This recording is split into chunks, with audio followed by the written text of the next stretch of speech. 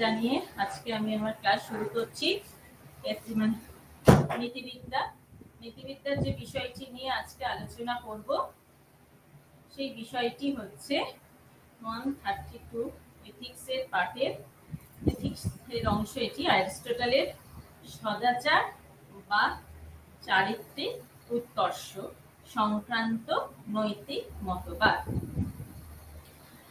অ্যারিস্টটলের নৈতিক মতবাদের ভিত্তি হলো তার আধিবিদ্যা ও মনস্তাত্ত্বিক।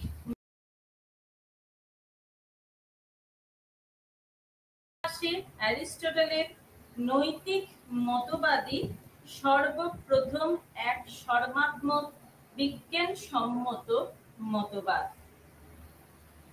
অ্যারিস্টটলের নৈতিক মতবাদ সুস্পষ্টভাবে উদ্দেশ্যমুখী বা ফলমুখী নৈতিক মতবাদ, যেখানে মানুষের কর্ম ইত্যাদি আলোচ্য বিষয় হলেও কেবল মানুষের কল্যাণ সাধক কর্ম নিয়েই আলোচনা করা হয়। যে কাজ মানুষের জীবনে কল্যাণ সাধক তা যথোচিত কাজ বা ভালো কাজ, আর যে কাজ কল্যাণ সাধনের অন্তরায় তা হলো অনুচিত বা মন্দ কাজ, মানে খারাপ কাজ। কিন্তু এমন বললে শুধু এটাই বলা হয় যে কোন কোন কাজ ভালো এবং কিন্তু কেন ভালো তার ব্যাখ্যা হয় না। অর্থাৎ এমন বললে নৈতিক ভালোত্বের স্বরূপ ব্যাখ্যা হয় না। বাস্তবিক পক্ষে আমাদের জীবনে অন্যান্য ভালোত্ব বা নিঃস্বার্থ ভালোত্বকে নির্ধারণ করা সহজসাধ্য নয়। আমরা একটি ভালোকে অপর একটি ভালোর জন্য কামনা করি, সেই দ্বিতীয় ভালোকে আবার তৃতীয় এক উচ্চতর ভালোর জন্য কামনা করি, এবং এইভাবে ক্রমাগত চলার পথে আমরা অবশ্যই এমন এক চরম একটা ভালোকে লাভ করতে চাই এবং যাকে প্রাপ্তির পর আমাদের মনের সকল কামনার পরিসমাপ্তি হয়। অ্যারিস্টটল এই পরম কাম্য বস্তুকে, চরম ভালোকে তিনি বলেছেন ইউডোমোনিয়া, যার অর্থ হলো আনন্দ। এই জন্য অ্যারিস্টটলের নৈতিক মতবাদকে বলা হয় আনন্দবাদ, ইউডোমনিজম। মানুষের কাম্য বস্তু অনেক এবং বিচিত্র। ব্যক্তিভেদে যেমন কাম্য বস্তুর ভিন্নতা ঘটে, তেমনি আবার কালভেদেও একই ব্যক্তির জীবনে কাম্য বস্তুর ভিন্নতা ঘটে। কেউ কামনা করে স্বাস্থ্য, কেউ আবার সম্পদ কামনা করে, কেউ কামনা করে সম্মান, কেউ জ্ঞান কামনা করে, কেউ উচ্চাকাঙ্ক্ষা, কেউ উত্তেজনা, প্রশান্তি, স্বাস্থ্য, অর্থ, জ্ঞান, বিভিন্ন বস্তু মানুষ কামনা করে। কিন্তু এই সবগুলো মানুষের জীবনে কোনো পরম কাম্য নয়। মানুষ অর্থ কামনা করে অর্থের জন্য নয়, স্বাস্থ্য কামনা করে স্বাস্থ্যের জন্য নয়, কিন্তু কামনা করে বিত্তের জন্য নয়, জ্ঞান কামনা করে জ্ঞানের জন্য নয়। ওই সব কাম্য বস্তুর মাধ্যমে সে একটা অন্যতম, মানে একটা উচ্চতর, তার অপেক্ষা উচ্চতর এবং অবশেষে সর্বশেষ একটা উচ্চতম কামের অনুসন্ধান করে। এই উচ্চতম এবং সর্বোত্তম কাম্য বস্তুকে অ্যারিস্টটল ইউডোমোনিয়া বলেছেন। এবং এই প্রসঙ্গে বলা যেতে পারে যে অ্যারিস্টটল যে আনন্দের কথা বলেছেন তা সুখবাদীদের সুখ থেকে স্বতন্ত্র।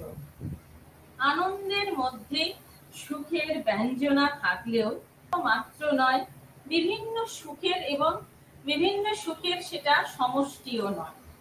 আনন্দ হলো বিভিন্ন সুখের একটা দৈহিক এবং মানসিক সুখের মধ্যে সামঞ্জস্য বিধান করে, এরকমই একটা সুসামঞ্জস্য অনুভূতি।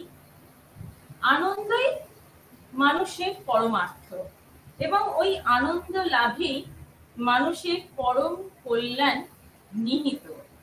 কেবল এইটুকু বললেই মানুষের নৈতিক জীবনের ব্যাখ্যা হয় না, ওই আনন্দের স্বরূপ ব্যাখ্যারও প্রয়োজন হয়।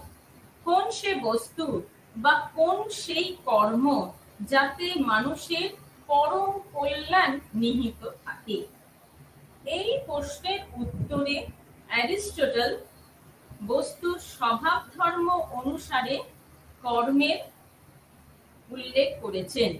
অ্যারিস্টটলের উদ্দেশ্যমুখী অভিব্যক্তিবাদ অনুসারে জগতের প্রত্যেকটা বস্তুর নিজস্ব লক্ষ্য বা উদ্দেশ্য আছে এবং সেই লক্ষ্যের প্রতি ধাবিত হওয়াই তার যথোচিত কাজ বা কর্ম।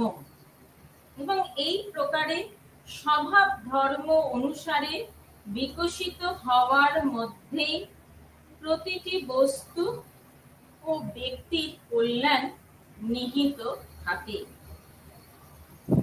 এবার আসছি পরবর্তী যে বিষয়, সেটা হচ্ছে সদাচার বা যথোচিত কর্ম, মানে যেটাকে আমরা ভ্যারচু বলছি।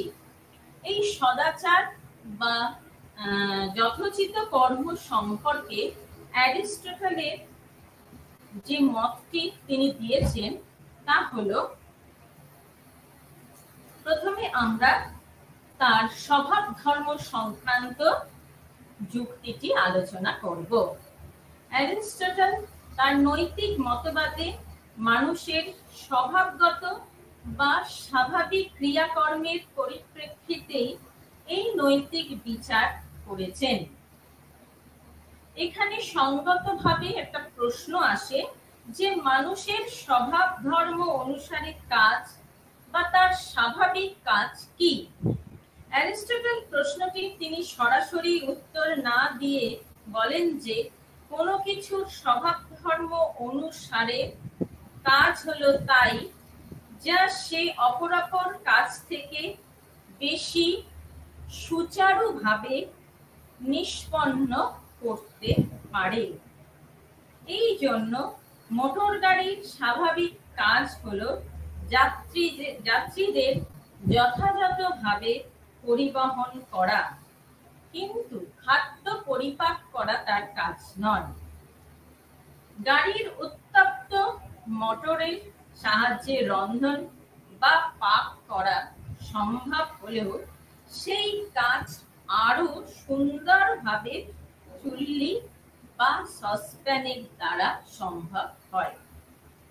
এই যুক্তিকে প্রয়োগ করে অ্যারিস্টটল বলেছেন যে মানুষের স্বভাব ধর্ম অনুসারে যথোচিত কর্ম জীবন যাপন বা বর্ধন নয়, কেননা ওই কর্ম উদ্ভিদ সুচারুভাবে মানে সুন্দরভাবে সে সম্পন্ন করে। মানুষের যথোচিত কাজ সংবেদন বা সুখ আহরণ নয়, কেননা ওই কাজ মনুষ্যতর প্রাণীরাও সুচারুভাবে মানে খুব সুন্দরভাবে সেটা সে সম্পন্ন করতে পারে। আবার স্বভাব ধর্ম অনুসারে মানুষের যথোচিত কর্ম প্রাণী হত্যাও নয়, কেননা প্রাণীরা ওই কাজ আরো সুচারুভাবে সম্পন্ন করে। সুতরাং সেটাই হবে মানুষের স্বভাব। মানুষের স্বভাব অনুসারে বিশেষ কর্ম যা জীব জগতে কেবল মানুষের পক্ষেই সম্ভব। বিচার বুদ্ধি অনুসৃত যে কর্ম, অর্থাৎ বিচার বুদ্ধি অনুসারে যে কাজটা করা হয় সেই কাজ। সুতরাং বিচার বুদ্ধি অনুসৃত পথে কর্ম সাধন কেবল মানুষের পক্ষেই সম্ভব। যেহেতু প্রাণী জগতে বিচার বুদ্ধি কেবল মানুষেরই আছে, একজন সৎ বা ভালো মানুষ হলো সেই মানুষ যে মানুষ তার স্বভাব সম্মত ক্রিয়া বিচার বুদ্ধি অনুসৃত ক্রিয়া যথাযথভাবে সম্পন্ন করতে পারে। সমৃদ্ধি সংক্রান্ত যুক্তি। অ্যারিস্টটলের উদ্দেশ্য পরবর্তী আমি যে বিষয়টা নিয়ে আলোচনা করছি সেটি হচ্ছে সমৃদ্ধি সংক্রান্ত যুক্তি। অ্যারিস্টটলের উদ্দেশ্যমুখী অভিব্যক্তিবাদ অনুসারে জগতের প্রতিটি বস্তু তার স্বভাব ধর্ম অনুসারে লক্ষ্য বা উদ্দেশ্য আছে এবং সেই লক্ষ্যের প্রতি ধাবিত হওয়ার মধ্যেই তাদের সমৃদ্ধি নিহিত। মানুষের স্বভাব ধর্ম যেহেতু বিচার বুদ্ধি অনুসৃত পথেই মানুষের সমৃদ্ধি। অ্যারিস্টটল তাই বলেছেন যে ব্যক্তির বিচার ক্ষমতা খুবই উন্নত সে একই সঙ্গে সদ্গুণ সম্পন্ন বা চারিত্রিক উৎকর্ষবান এবং সমৃদ্ধ। অর্থাৎ এই প্রসঙ্গে তিনি বলছেন যে যথোচিতভাবে বিচার ও সমৃদ্ধি নির্ভর করে পর্যাপ্ত আহার্য বস্তু এবং নিদ্রার জন্য উষ্ণ বাসস্থান এবং তাছাড়া প্রয়োজনীয় বিশ্রামের জন্য নির্দিষ্ট সময়, শিক্ষা এবং অভিজ্ঞতা এবং মানুষের সঙ্গে একটা হৃদ্যতার সম্পর্ক থাকে। সুতরাং আমরা দেখি যে রবিবারের শীতের সকালটি যদি উষ্ণ বিছানায় শুয়ে থাকা যায় অথবা অরণ্য অঞ্চলে যদি ঘুরে বেড়ানো যায় বা সুন্দরভাবে গল্প করা যায় বা গান বাজনা শোনা যায় তাহলে মানুষের বিচার ক্ষমতা খুবই উন্নত হয়। তবে অ্যারিস্টটল বলেন যে ব্যক্তিগতভাবে মানুষের পছন্দের বিষয়গুলি ভিন্ন ভিন্ন। প্রত্যেকটা ব্যক্তি তার পছন্দের বিষয়ও তাদের আলাদা আলাদাই হয়।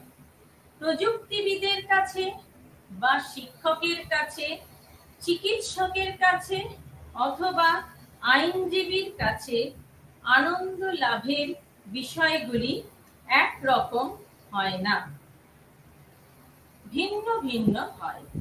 নিজ রুচি অনুসারে আনন্দ লাভের বিষয় লাভ করা গেলে ব্যক্তি তার বিচার সামর্থ্যকে উন্নত করে সমৃদ্ধ হতে পারে। এবং অ্যারিস্টটল আরো বলেন যে বৈচিত্র্যহীন একঘেয়ে গতানুগতিক জীবনে মানুষের যথোচিত বিচার করার সামর্থ্য থাকে না, তার ফলে সেই মানুষের জীবন সমৃদ্ধ হতে পারে না। এরপর দেখা যাচ্ছে যে পরবর্তী যে সূত্রটি তিনি নিয়ে আলোচনা করেছেন সেটি হলো ডক্ট্রিন অফ গোল্ডেন মিন, অর্থাৎ সুবর্ণ মধ্যম সূত্র। এখানে একটা প্রশ্ন হতে পারে যে মানুষের কোন প্রবণতাকে উৎকর্ষ জ্ঞাপক এবং কোন প্রবণতাকে অপকর্ষ জ্ঞাপক বলা যাবে। এই উত্তরে অ্যারিস্টটল তার সুপ্রসিদ্ধ সুবর্ণ মধ্যম সূত্রের উল্লেখ করে বলেছেন যে প্রত্যেক উৎকর্ষ জ্ঞাপক প্রবণতার দুটি এবং অপকর্ষ জ্ঞাপক প্রবণতা থাকে। একটির অবস্থান সর্বোচ্চ সীমায় এবং অন্যটির অবস্থান হচ্ছে সর্বনিম্ন। অর্থাৎ উৎকর্ষ জ্ঞাপক প্রবণতার অবস্থান দুটি চরম অবস্থার মধ্যবর্তী অবস্থা, আর ওই দুটি চরম অবস্থাই হলো অপকর্ষ জ্ঞাপক চারিত্রিক বৈশিষ্ট্য। নৈতিক উৎকর্ষ হলো এক ধরনের মিতাচার যার লক্ষ্য হলো অতিরিক্ত বেশি এবং অতিরিক্ত কমের মধ্য বিন্দুতে অবস্থান করা। যেমন সাহসিকতা একটি চারিত্রিক উৎকর্ষ জ্ঞাপক প্রবণতা হলো ভীরুতা ও হঠকারিতা। এই দুটি চরম ও বিরুদ্ধ আচরণ প্রবণতার মধ্যবিন্দু। ভীরুতা হলো সাহসিকতার অভাব জন্য চারিত্রিক অপকর্ষ, হঠকারিতা হলো সাহসিকতার আধিক্যের জন্য চারিত্রিক অপকর্ষ। সাহসিকতা এই দুটি দোষদুষ্ট চরম অবস্থার মধ্যপন্থা অনুসরণ করার জন্য তার নৈতিক দৃষ্টিকোণ থেকে উৎকর্ষ জ্ঞাপক প্রবণতা, কেননা তা অমিতব্যয় এবং কাপড়। এই দুটি চরম একটা মধ্যবর্তী এক পরিমিত চারিত্রিক বৈশিষ্ট্য। সুতরাং খোশ মেজাজ একটি উৎকর্ষ জ্ঞাপক প্রবণতা, কেননা তা উদ্দামহীন ও বদমেজাজের একটা মধ্যবর্তী একটা পরিমিত একটা আচরণ প্রবণতা বলা যায়। তবে এই সূত্রের একটা ব্যতিক্রম আছে, সেটা হচ্ছে অ্যারিস্টটল এই কথা মানেন যে সুবর্ণ মধ্যম সূত্রটি নৈতিকতার সব ক্ষেত্রে প্রয়োগ করা চলে না। কতগুলি ক্ষেত্র আছে যা ব্যতিক্রমী, যেমন হচ্ছে ঈর্ষা, ব্যভিচার, নরহত্যা ইত্যাদি ক্ষেত্রে মধ্যম সূত্র প্রযোজ্য নয়, কেননা এদের প্রত্যেকটি তার স্বভাব ধর্ম অনুসারে চারিত্রিক অপকর্ষ জ্ঞাপক। কর্ম হলেও চারিত্রিক অপকর্ষ, অর্থাৎ খুব যদি কম হয় সেটাও অপকর্ষ, আবার বেশি হলেও অপকর্ষ। সত্যবাদিতা প্রবণতার ক্ষেত্রে এই মধ্যম সূত্রটি কিন্তু প্রযোজ্য নয়। সত্যবাদিতার কোনো মাত্রাভেদ হয় না। কম সত্যবাদী অথবা বেশি সত্যবাদী এই জাতীয় কথা হচ্ছে অর্থহীন। সুতরাং এখানে সঙ্গতভাবেই প্রশ্ন হলো সুবর্ণ মধ্যম সূত্রটি প্রয়োগ করে মধ্যবর্তী অবস্থানটিকে নির্ধারণ করা যায় কিভাবে। এখানে বলা যেতে পারে যে গণিতে একটা সরলরেখার মধ্যবিন্দুকে যেরকম অঙ্ক কষে সঠিক নির্ধারণ করা যায়, তেমনি মানুষের কোনো চারিত্রিক ধর্মের ক্ষেত্রে সেভাবে মধ্যবর্তী অবস্থানকে নির্ধারণ করা সম্ভব হয় না। চারিত্রিক ধর্মের উৎকর্ষ অপকর্ষ বা ভালো মন্দ নির্ধারণের ব্যাপারে ব্যক্তি বিশেষের বিশেষ মনোভাব যুক্ত থাকায় তাদের আর বিচার সম্ভব হয় না, সেটা ভিন্ন ভিন্ন হয়। বিচার বুদ্ধি সম্পন্ন প্রত্যেক মানুষকে তার সংকীর্ণ স্বার্থ বুদ্ধি পরিত্যাগ করে অন্তর্দৃষ্টির মাধ্যমে আচরণ প্রবণতার এমন এক মধ্যম অবস্থানকে নির্ধারণ করতে হবে যা কেবল তার ক্ষেত্রে নয়, সবার ক্ষেত্রেই সেটা অনুসরণীয় হবে, হতে পারে। সুতরাং সদাচার সম্পর্কে বা যথোচিত কর্ম বা সদাচার সম্পর্কে একটা অভিমত অ্যারিস্টটলের আছে, এবং তিনি বলেন যে সৎ আচরণের মধ্য দিয়ে মানুষ তার চারিত্রিক উৎকর্ষ সাধন করতে পারে। সচ্চরিত্র ব্যক্তির কাছে বিশেষ রকমের কর্মসাধন যথেষ্ট নয়। ওই কর্মসাধনের জন্য কর্মটিকে নৈতিক দৃষ্টিকোণ থেকে সৎ কর্ম বলা চলে না। কাজেই কোন কর্ম নৈতিকভাবে উৎকর্ষ জ্ঞাপক অর্থাৎ ভালো অথবা অপকর্ষ জ্ঞাপক বা মন্দ, তা কেবল কর্মটি বিচার করে নির্ধারণ করা যায় না। কর্মকর্তার চরিত্র, তার বিশেষ মনোভাব বিচার করতে হয়। স্পষ্টতই অ্যারিস্টটল যে মতবাদটি পোষণ করেন তা কর্মকেন্দ্রিক নৈতিক মতবাদ নয়, তা হলো চারিত্রিক উৎকর্ষ সংক্রান্ত মতবাদ। তবে অ্যারিস্টটলের এই মতবাদটি অনেকেই সমালোচনা করেছেন। যেমন অনেকে প্রথম এতে বলা হচ্ছে যে প্রথম যে পয়েন্টটি সেখানে হচ্ছে বলা যায় যে মানুষের স্বভাবগত ক্রিয়া বলে বাস্তবিক কিছু নেই, বস্তুরই, যেমন হচ্ছে মোটর গাড়ি, হর্সম্যান, কেবল এদেরই স্বভাবগত ক্রিয়া থাকে। যে বস্তুকে বুদ্ধিমান মানুষ যখন তার কাজে লাগায়। পাথরের স্তূপের মধ্যে লক্ষাধিক যেসব পাথর থাকে তাদের প্রত্যেকটাতেই কোনো না কোনো কার্যফল থাকলেও একটি পাথর অন্যটির উপর চাপ সৃষ্টি করে, বিশেষ স্থানকে আবৃত করে, পতিত বৃষ্টিধারার পথটাকে পরিবর্তিত করে। সুতরাং এসবের কোনোটি বস্তুর তার স্বভাব ধর্ম অনুসারে কর্ম নয়। সেগুলি হচ্ছে বুদ্ধিমান মানুষ তার কোনো উদ্দেশ্য সাধনের জন্য ওইসব বস্তুকে তার স্বভাব ধর্ম অনুসারে ওইসব বস্তুকে তার কাজে বুদ্ধিমান মানুষ কি করছে, তার কোনো উদ্দেশ্য সাধনের জন্য ওইসব বস্তুকে কাজে লাগালে, যেমন হচ্ছে একটা পাথরের দ্বারা একটা তাঁবুর একটা প্রাচীর নির্মাণ করলে তারা তাদের ওই স্বভাব ধর্ম অনুসারে ওই কাজটি সে করে। এখন মোটর গাড়িকে মানুষ কাজে লাগালে গাড়িটি যাত্রী পরিবহন করে। কাজে অভিযোক্তারা আছে যারা, তারা বলছেন যে স্বভাব ধর্ম অনুসারে কর্মের মাধ্যমে মানুষের বিকশিত হওয়া বা উন্নত হওয়া, অ্যারিস্টটলের এই দুটি মূল কথাই হচ্ছে দোষদুষ্ট। বুদ্ধিমান মানুষ যেমন কোনো বস্তুকে তার কাজে ব্যবহার করে মানুষকে, তেমনি মানুষ অতিরিক্ত কোনো বুদ্ধিমান সত্তা তার কাজে ব্যবহার করে না। দ্বিতীয়ত বলা যেতে পারে যে অনেকে আবার মানুষের স্বভাবজাত কর্মের উল্লেখ করলেও অ্যারিস্টটল সম্মতভাবে তা স্বীকার করেন না।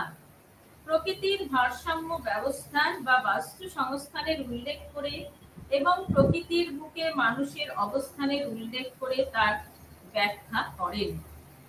এদের মতে বিবর্তন প্রক্রিয়ার স্বাভাবিক নিয়মে পৃথিবীতে জড় এবং অজড় যেসব বিষয় এইভাবে আবির্ভূত হয়েছে সেটাই হলো পৃথিবীর স্বাভাবিক পরিবেশ, এবং এই পরিবেশে বিবর্তিত প্রত্যেকটি বিষয়, যেমন জড় অজড়, সবকিছুই নিজ নিজ স্বাভাবিক ধর্ম অনুসারে ক্রিয়া করে।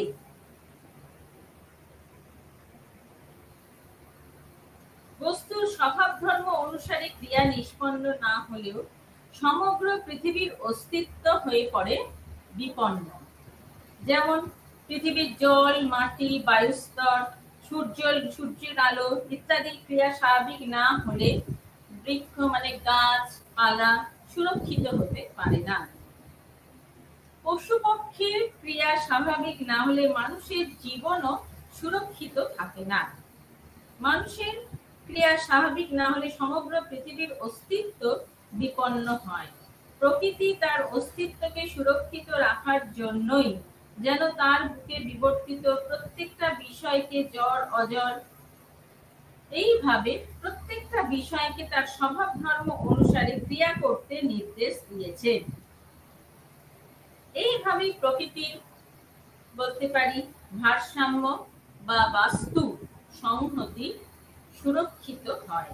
তবে অভিযোক্তারা বলেন যে এই বাস্তু সংহতি সংরক্ষণের জন্য আমাদের এই পৃথিবীতে অবস্থিত প্রত্যেকটা জীব ও অজীবের যে ক্রিয়াকর্ম তা তার স্বভাব অনুসারে হয় না।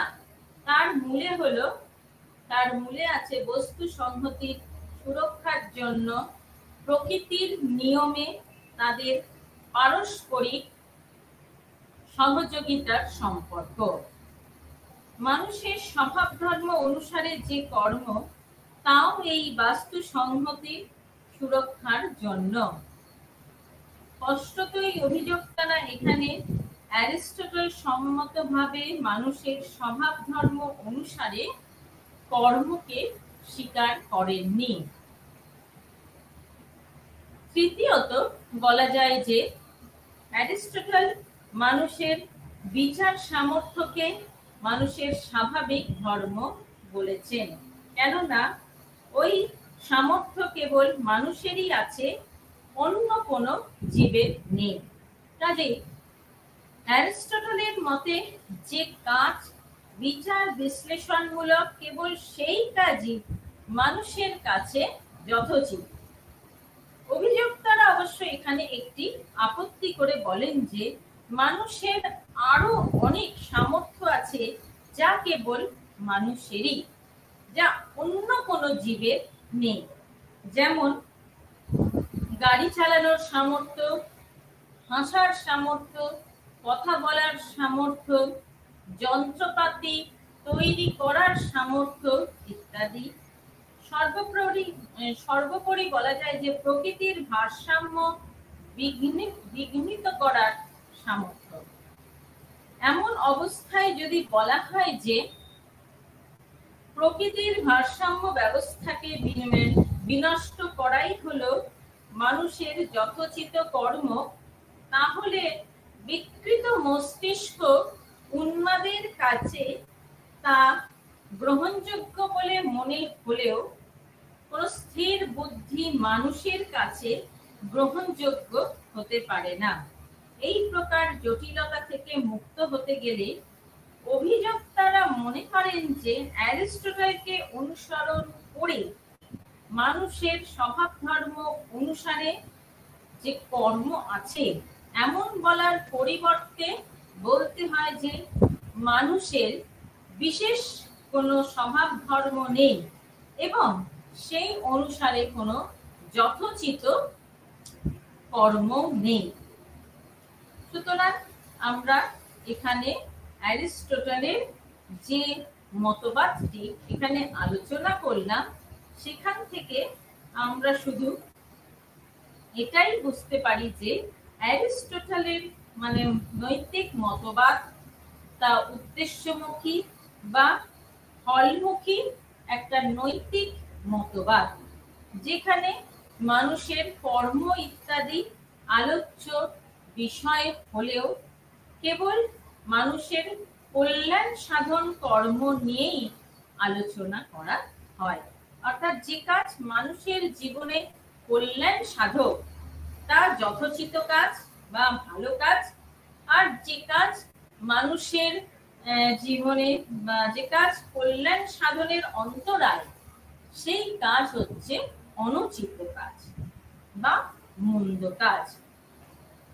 সুতরাং অ্যারিস্টটলের এই পরম কাম্য বস্তু বা তিনি যে এই একটা চরম ভালোর কথা তিনি তার নৈতিক মতবাদে বলেছেন, এই মতবাদটাই হচ্ছে তার মতবাদে মানে এই মতবাদটাকেই তিনি ইউটোমনিয়া বা সামাম বোনাম বা হাইয়েস্ট গুড বলেছেন।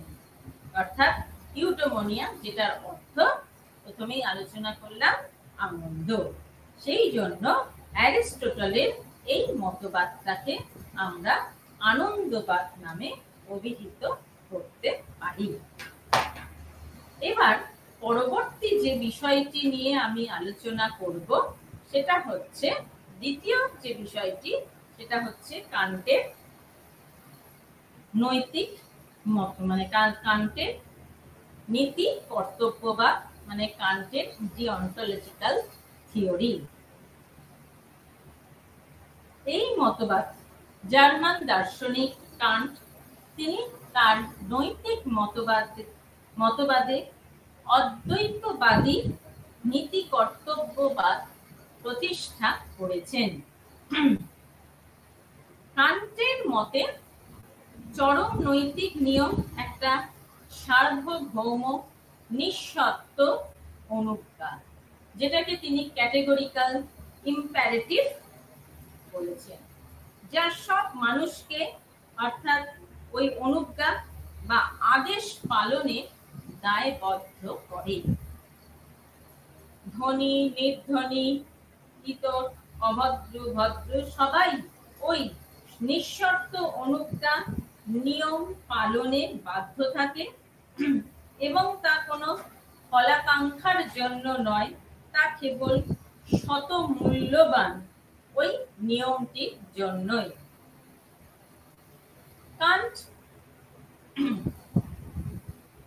কান্টের ফলমুখী নৈতিক মতবাদকে সর্বৈব পরিহার করে, মানে কান্ট তার ফলমুখী নৈতিক মতবাদকে তিনি পরিহার করে তিনি তার নীতি কর্তব্যবাদ রুল ডি অন্টোলজিটা প্রতিষ্ঠা করেন।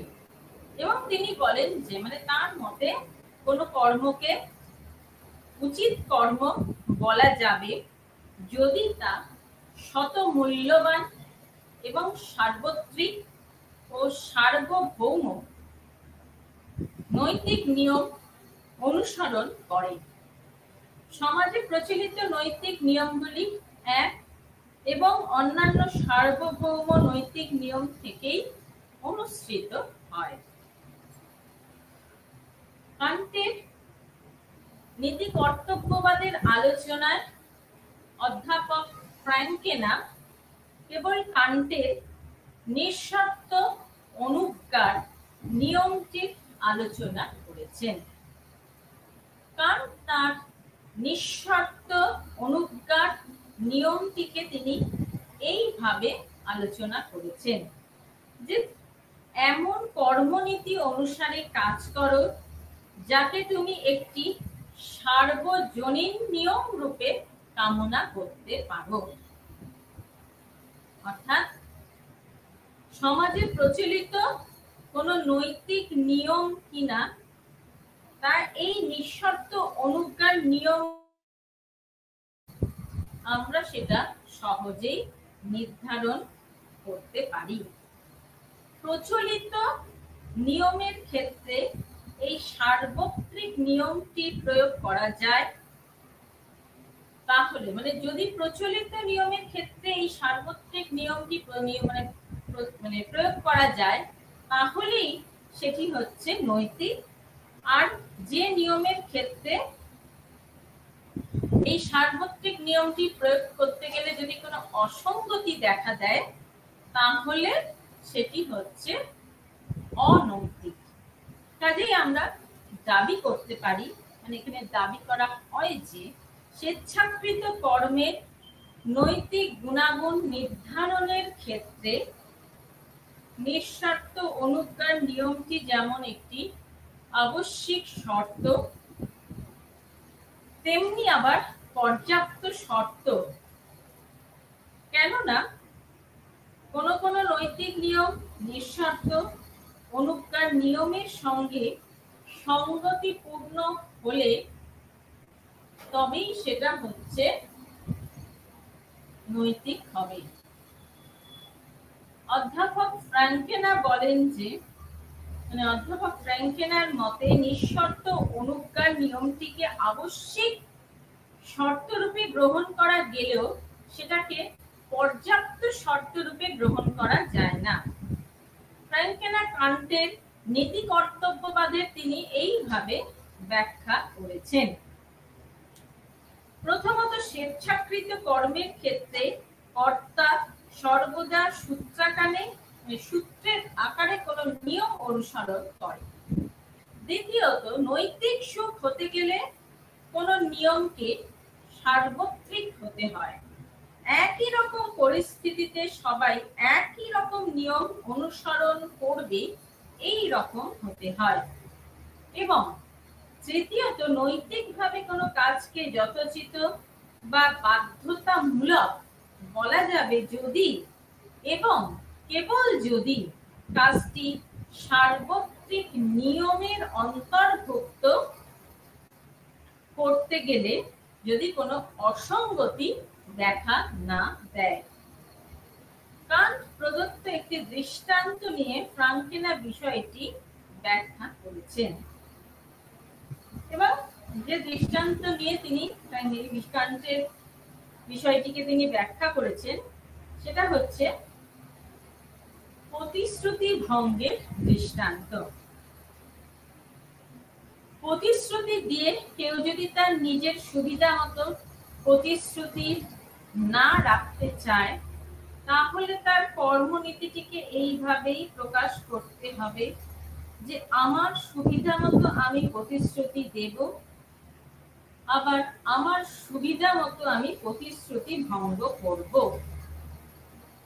কিন্তু এই নিয়মটিকে ওই ব্যক্তি সার্বত্রিক হোক, মানে সবাই তাদের ইচ্ছা মতো প্রতিশ্রুতি দিয়ে ভঙ্গ করুক, এমন কামনা করতে পারে না, কেননা তাতে কিন্তু অসঙ্গতি দেখা দেয়। ইচ্ছা মতো প্রত্যেকে যদি মিথ্যা প্রতিশ্রুতি দেয়, তাহলে প্রতিশ্রুতি দেওয়া বাতিল হলে প্রতিশ্রুতি ভঙ্গের কোনো প্রশ্নই ওঠে না। কাজেই প্রতিশ্রুতি ভঙ্গের বা মিথ্যা প্রতিশ্রুতির নিয়মটিকে সার্বত্রিক ভাবতে গেলে সেই নিয়মটিকে আত্মঘাতী, অর্থাৎ নিজেই নিজেকে ধ্বংস করে। এমন কামনা করতে পারি না, আমি চুরি করি, অপরেও করি। সবাই চোর হলে কারোর ঘরে কোনো সম্পদ থাকে না এবং তার ফলে চৌর্য বৃত্তি অকেজো হয়ে পড়ে। কাজেই চুরি করার নিয়মটি সার্বত্রিক হোক, এমন চিন্তা অসম্ভব বলে প্রতিশ্রুতি ভঙ্গের মতো চুরি করা অন্যায় কাজ। একই যুক্তিতে কান্ট বলেন যে আত্মহত্যা, পরের দুঃখে উদাসীন থাকা প্রভৃতি কর্মনীতিকে সার্বত্রিক রূপে কামনা করলে সেখানেও অসঙ্গতি দেখা দেয় বলে ওই সব কাজ অনুচিত কাজ। আবার অপরকে সাহায্য করা, সত্য কথা বলা, এগুলি আবার উচিত কাজ। সুতরাং উচিত এবং অনুচিত সম্পর্কে কান্টের উপরোক্ত অভিমতের বিরুদ্ধে অনেকে অভিযোগ করে বলতে পারেন যে কান্ট এক্ষেত্রে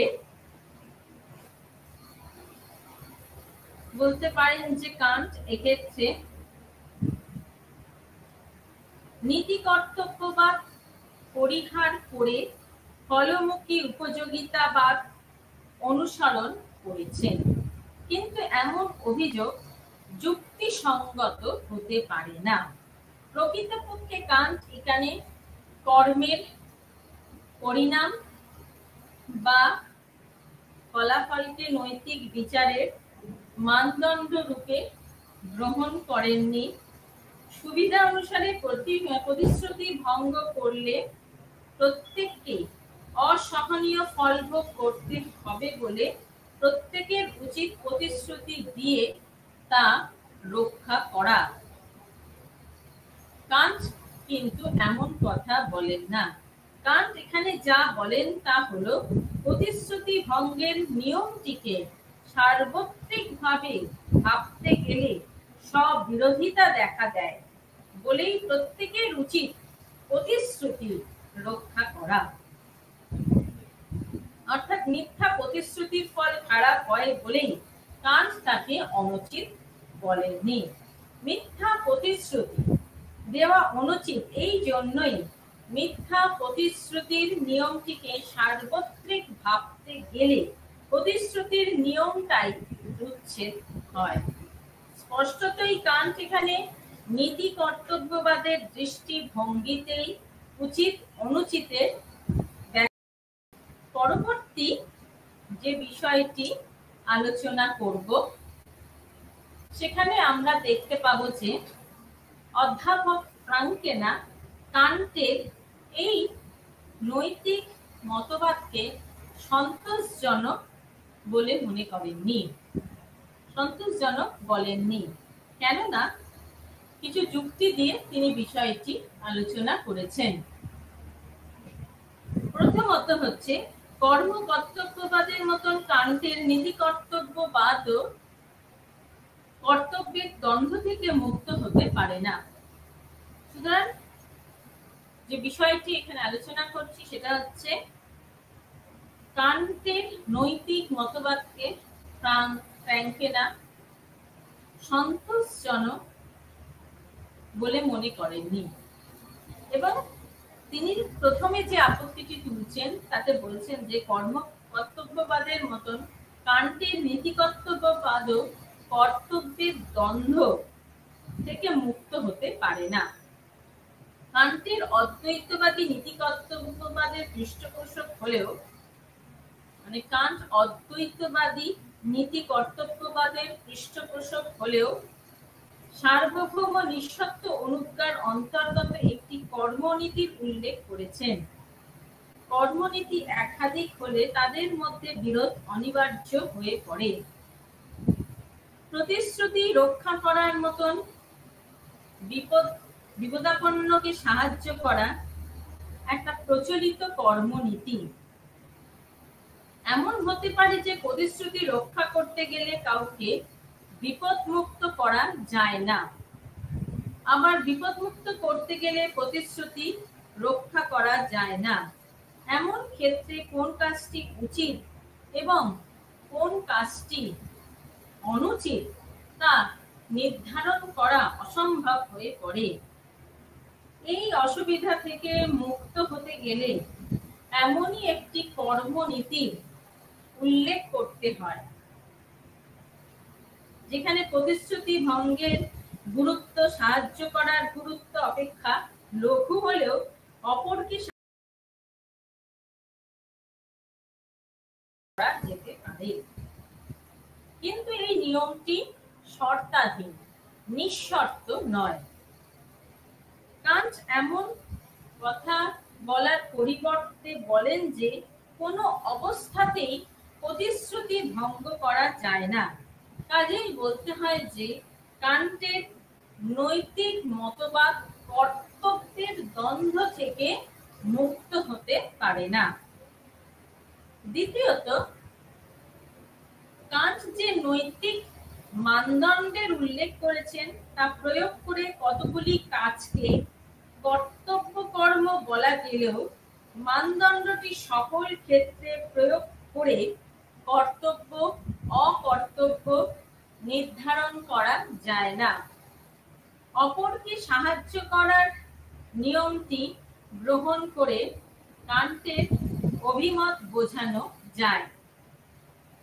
প্রয়োজনে অন্যকে সাহায্য না করার নিয়মটি সার্বত্রিক হোক এমন কামনা করতে গেলে অসঙ্গতি দেখা দেয়।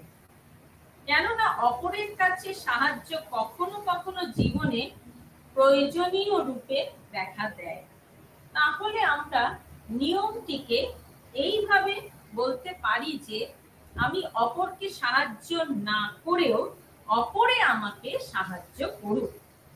নিয়মটি অসঙ্গত, কেননা সাহায্য না করা এবং সাহায্য করা এই একই নিয়মের অন্তর্ভুক্ত হয়ে থাকতে পারে না। এই জন্য কান্ট বলেন অপরকে সাহায্য করা কর্তব্য কর্ম আর না করাটা হচ্ছে কর্তব্য বিরোধী। কিন্তু ফ্র্যাঙ্কেনার অভিমত হলো অপরকে সাহায্য না করার নিয়মটি সার্বত্রিক হোক এমন কামনা স্ববিরোধী নাও হতে পারে। কারণ এমন কল্পনা আমরা করতে পারি যে এমন কোনো ভাগ্যবান ব্যক্তি যার কাছে অন্যের সাহায্যের প্রয়োজন হয় না। সুতরাং প্রয়োজন হলেও নিয়মের সংগতি রক্ষার জন্য অন্যের সাহায্য কখনোই কামনা করে না। এমন কোনো ব্যক্তি যদি থাকে তাহলে কান্টের নৈতিক মানদণ্ডের দ্বারা প্রতিষ্ঠা করা যায় না যে অপরকে সাহায্য করা কর্তব্য কর্ম। পরবর্তী যে পয়েন্টটি পরবর্তী তৃতীয়ত বলা যায় যে কান্টের মানদণ্ডে কোনো নিয়ম উত্তীর্ণ হলেই বলা যাবে না যে নিয়মটি অনুসরণ করা আমাদের কর্তব্য, অর্থাৎ নিয়মটি নৈতিক। কোনো নিয়ম সার্বত্রিক রূপে চিন্তা করা গেলেও সেই নিয়ম অনুসারে কর্ম কর্তব্য নাও হতে পারে। অধ্যাপক ফ্র্যাঙ্কেনা দুটি দৃষ্টান্ত দিয়ে বিষয়টি বুঝিয়েছেন। অন্ধকারে থাকাকালীন অবস্থায় শীষ দেওয়া, বাঁ পায়ে জুতোর ফিতে আগে বাঁধা। প্রত্যেকে অন্ধকার থাকাকালীন অবস্থায় শীষ দিও এবং প্রত্যেকে বাঁ পার জুতোর ফিতে আগে বাঁধো। এই দুটি নিয়ম সার্বত্রিক হোক। চিন্তা করলে কোনো অসঙ্গতি দেখা যায় না, কিন্তু নিয়ম দুটির কোনো উচিতার্থ কর্তব্য নিয়ম নয়। কান্টের সার্বত্রিক নিয়ম সম্পর্কে তাই অনেকে অভিযোগ করে বলেন যে কান্টের নিঃশর্ত অনুজ্ঞার নিয়মটি কর্তব্য নিয়ম নয়। এদের মতে কান্ট কেবল এটাই বলতে চেয়েছেন যে সব নিয়মকে সার্বত্রিক রূপে কামনা করা যায় না এবং সেই সব নিয়ম অনুসারে কাজ খারাপ। কিন্তু যেসব নিয়মকে সার্বত্রিক রূপে কামনা করা যায়, যেমন অন্ধকারে শীষ দেওয়ার নিয়ম, সেই সব নিয়মকে সার্বত্রিক রূপে কামনা করা যায়। এই সব নিয়ম অনুসারে যে কাজ যে কর্তব্য কর্ম হবে এমন বলা কান্টের অভিপ্রায় ছিল না। ফ্র্যাঙ্কেনা বলেন যে কোনো নিয়মকে নৈতিক হতে গেলে নিয়মটি সার্বিক হওয়া এবং সংগতিপূর্ণ হওয়া যথেষ্ট নয়। কান্টের নিঃশর্ত অনুজ্ঞার নিয়মটি সার্বিক এবং সংগতিপূর্ণ হলেও তা কর্তব্য নির্ধারণের জন্য পর্যাপ্ত নয়। নৈতিকতা নির্ধারণের ক্ষেত্রে কর্মকর্তার বিশেষ এক দৃষ্টিভঙ্গির প্রয়োজন হয় এবং ওই দৃষ্টিভঙ্গি সম্ভবত উপযোগিতার দৃষ্টিভঙ্গি। নান্দনিক দৃষ্টিভঙ্গিতে কোনো নিয়ম সার্বত্রিক এবং সংগতিপূর্ণ হলেও তা নৈতিক নিয়ম বলে গ্রাহ্য হয় না। তেমনি ধর্মীয় দৃষ্টিভঙ্গিতে কোনো নিয়ম সার্বত্রিক ও সংগতিপূর্ণ হলেও তা নৈতিক নিয়ম রূপে গ্রাহ্য হয় না। সুতরাং নৈতিক নিয়মের ব্যাখ্যা প্রসঙ্গে নিয়মটিকে কেবল সার্বত্রিক ও সংগতিপূর্ণ বললেই তার পর্যাপ্ত ব্যাখ্যা হয় না। সেই সঙ্গে কল্যাণ বা উপযোগিতা প্রসঙ্গ উল্লেখ করতে হয়। কান্ট এবং তার সমর্থকেরা কর্মকে কেবল নৈতিক নিয়ম ভিত্তিক করে কর্মের ব্যাখ্যা দিতে সমর্থ হলেও নৈতিক কর্মের বা কর্তব্যের ব্যাখ্যা তারা দিতে পারেন না। সুতরাং এই যে কান্টের যে নৈতিক মতবাদ, এটি যে আমি আলোচনা করলাম, এখানে আমি কিছু কথাই প্রসঙ্গে বলে রাখবো যে এখানে আমরা যে নৈতিক যে মতবাদটা দেখতে পাচ্ছি, এই নৈতিক মতবাদ মানে উদ্দেশ্যমুখী বা ফলমুখী আর হচ্ছে কর্তব্যমুখী মতবাদ। এবং ব্যাপারটা কি না, যেখানে বলা হচ্ছে যে সমাজে প্রচলিত আচরণ বিধি সম্পর্কে যখন সাধারণ মানুষের মধ্যে একটা অসন্তোষ দেখা দেয়, তখনই কিন্তু এই নীতিবিদ্যার প্রয়োজন হয় এবং প্রচলিত যেসব নিয়মকে সমাজ আদর্শ নিয়ম বলে মনে করছে, নীতিবিদরা সেই সব নিয়মেরই সমালোচনা করেন। প্রচলিত নিয়মগুলির গ্রহণযোগ্যতা সম্পর্কে নীতিবিদরা তাই কয়েকটা আপত্তি তুলেছেন। যেমন হচ্ছে বলা যায় যে প্রথম যে আপত্তি সেটা হচ্ছে সমাজে প্রচলিত নিয়মগুলি স্পষ্টার্থক নয়, ব্যতিক্রমহীন নয় এবং অনেক সময় নিয়মগুলির মধ্যে একটা পরস্পর বিরোধী রূপ দেখা দেয়। যেমন মিথ্যা ভাষণ, ও হত্যা করা সবসময় সমাজে নিষিদ্ধ হলেও ক্ষেত্র বিশেষে আবার তাদেরকে সমর্থন করা হয়। দেশপ্রেমের খাতিরে শত্রুর কাছে মিথ্যা বলা সমর্থন করা হয়। তেমনি যুদ্ধে শত্রুকে নিধন করা বা খুনিকে মৃত্যুদণ্ড দেয়া এটাও সমর্থন করা হয়। প্রচলিত নিয়মের ক্ষেত্রে এই সব ব্যতিক্রমের কথা সুস্পষ্টভাবে বলা হয় না। দ্বিতীয়ত, ক্ষেত্র বিশেষে আবার সামাজিক নিয়মগুলির মধ্যে একটা সংঘাত দেখা দেয় এবং তার ফলে কোন নিয়মটি অনুসরণীয় তা সহজে নির্ণয় করা যায় না। যেমন প্লেটোর রিপাবলিক গ্রন্থ থেকে সক্রেটিস প্রদত্ত দৃষ্টান্তটি উল্লেখ করে বিষয়টি বোঝানো যায়।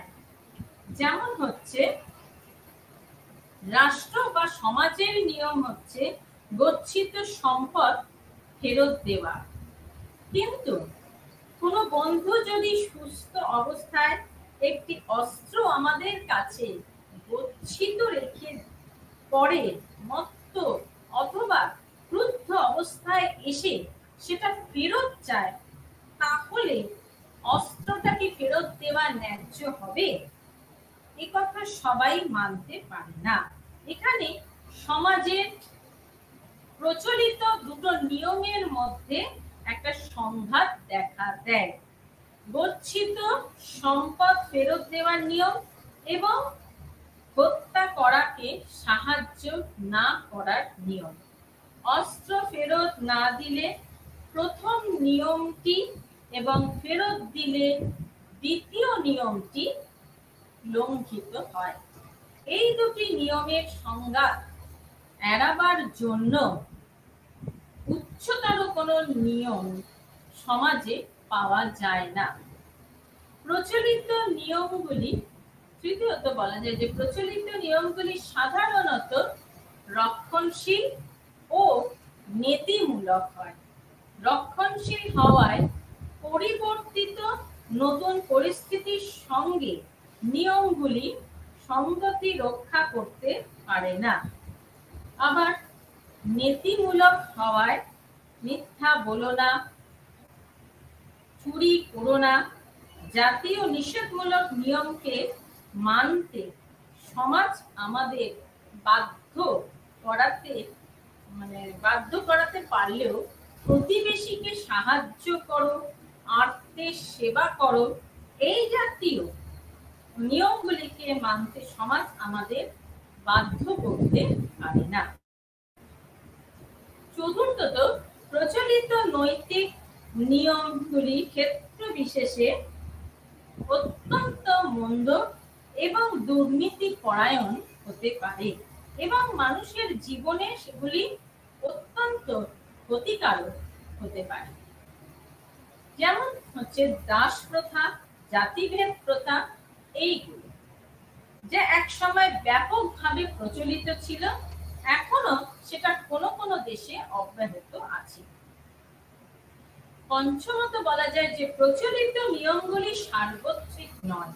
বিভিন্ন সমাজে বিভিন্ন রকমের, আবার একই সমাজে ভিন্ন ভিন্ন সময়ে ভিন্ন ভিন্ন রকমের হতে দেখা যায়।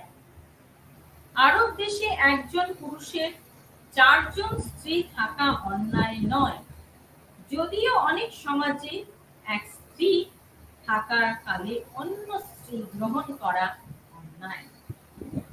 মৃত স্বামী চিতাবহ্নিতে হিন্দু রমণীরা আত্মাহুতি দিত, সেটা একদিন প্রশংসিত ছিল, কিন্তু আজ ওই প্রথা অত্যন্ত ঘৃণিত এবং নিন্দিত রূপে পরিত্যক্ত হয়েছে।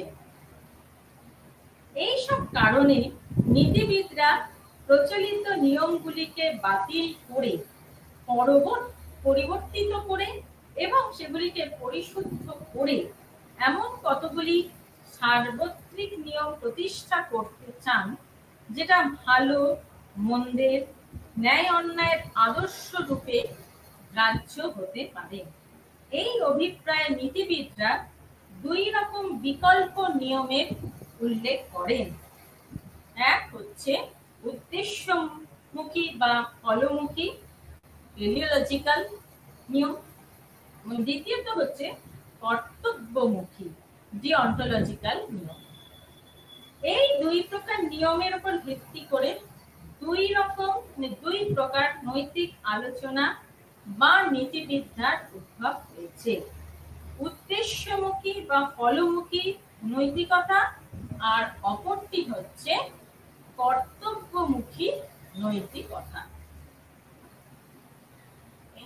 উদ্দেশ্যমুখী বা ফলমুখী নৈতিকতা বলতে আমরা এটাই বুঝি যে উদ্দেশ্যমুখী বা ফলমুখী নৈতিক মতবাদ অনুসারে কোনো কর্ম বা কর্মনীতি নৈতিকভাবে ঠিক অথবা বেঠিক তা নির্ধারণ করার মানদণ্ড বা আদর্শ হলো নীতি সম্পর্ক রহিত অনৈতিক কোনো মূল্য, যাকে ওই কর্ম বা কর্মনীতি অনুসরণ করে ফলস্বরূপ পাওয়া যেতে পারে। অর্থাৎ মানুষের স্বেচ্ছাকৃত কর্ম বা কর্মনীতির ফল যদি ভালো হয়, তাহলেই ওই কর্ম বা কর্মনীতির নৈতিক ভালোত্ব স্বীকার করা যাবে। স্পষ্টতই এখানে কোনো কর্ম বা কর্মনীতির নিজস্ব মূল্য স্বীকার না করে পরকীয় মূল্য স্বীকার করা হয়। কর্ম বা কর্মনীতির নৈতিক মূল্য বা ফল বা পরিণামের অনৈতিক মূল্যের উপর নির্ভরশীল। পরবর্তী যে নীতি কর্তব্যবাদ, সেটি ক্লার্ক, রিড এবং রস আর ইমানুয়েল কান্ট এরা সম্ভবত এই নীতি কর্তব্যবাদ অনুসারে আমাদের ন্যায় অন্যায়ের আদর্শ এক বা একাধিক নিয়ম নিয়ে গঠিত, এবং যে কর্ম নিয়ম উদ্দেশ্যমুখী নয় এবং যেগুলি প্রচলিত নিয়ম থেকে ভিন্ন হতে পারে। ওইসব নিয়ম আমাদের সর্বদা সত্য কথা বলা উচিত। এই সমস্ত নিয়মের বিশেষ ও মুক্ত নিয়ম হতে পারে।